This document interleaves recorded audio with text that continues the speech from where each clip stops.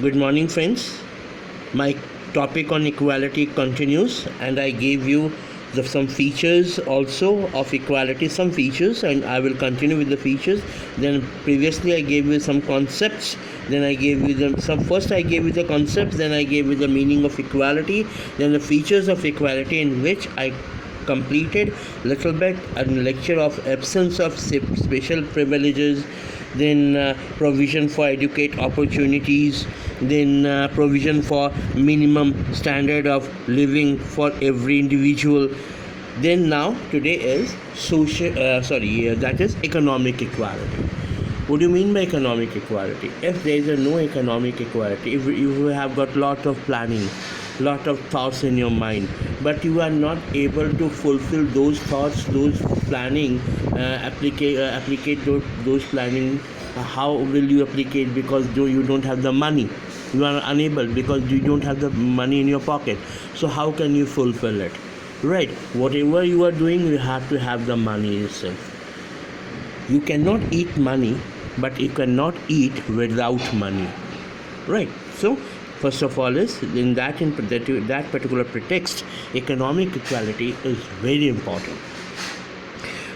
Properly understood, economic equality implies the elimination of excessive inequalities. Economic equality का मतलब क्या होता है कि जो इनइक्वालिटी है, एक्सेसिव इनइक्वालिटी है, we have to eliminate those.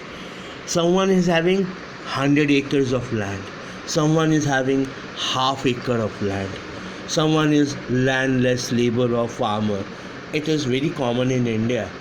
This is called economic equality, inequality rather. Of material, economic inequality, excessive inequality of material resources. Economic equality does not mean that everyone should have equal income. हर एक की income equal नहीं हो सकती, but it does mean that all citizens should have the means to meet their needs.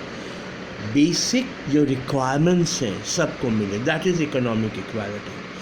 You know, basically हमें क्या चीज़, three things we need in the life first: our bread, our clothes, and shelter. Bread, clothes, shelter. Roti, kapra, and makan. This is the three basic needs we have. After that, there's all who is having lot of money, who is not having lot of money, and simple expensive money, you can say, expenses are there. But you know, basic things, basic needs, we require these things. और इसके लिए हमें पैसा चाहिए. जब ये तीन चीज़ें हमें मिल जाती है ना, तो इकोनॉमिक इनइक्वालिटी ख़त्म हो जाती है. Right. So economic equality also implies the absence of exploitation. We have lot of exploitation in India basically.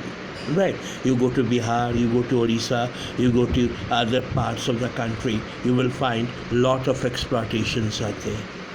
Right, but you have to stop it. We have to stop these type of exploitation of man by man, or of one class to the another class.